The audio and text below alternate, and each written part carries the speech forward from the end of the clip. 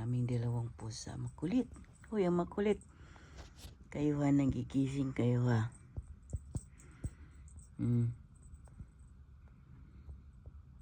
Kulit-kulit, bulilit kayo ha. Kulit bulilit.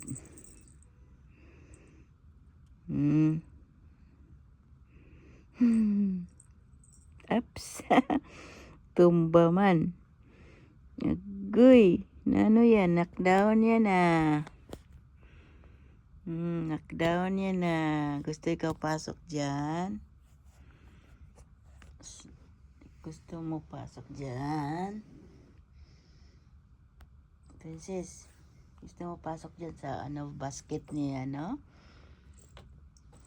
Hindi man ikaw pwede. Agay. Inaano yung buntot mo? Inaglalaroan yung buntot mo. Hindi maapin. Laruin mo, Pin.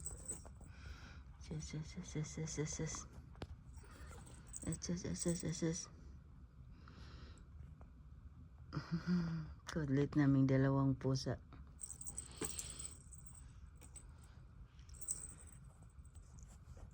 Nanggigising yan pagka umaga. Kasi nanghingi na ng pagkain niya. Kinapano yung buntot niya kasi gusto niyang laruin niya si Mapin eh. Nakaupo na naman si.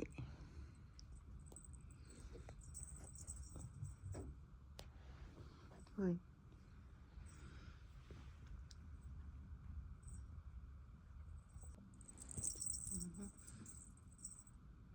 Princess. Tago ka ng tago. Saan ikaw punta dyan, ha?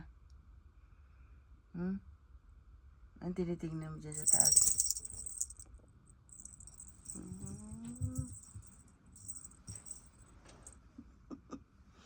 Kulit to.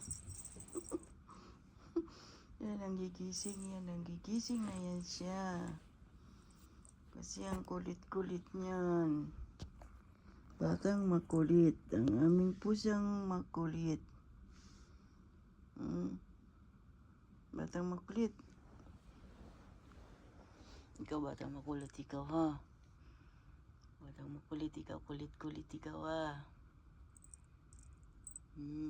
Naman ang isa naming pusa. Behave yan. Nandyan. Basta nandyan sa loob ng basket.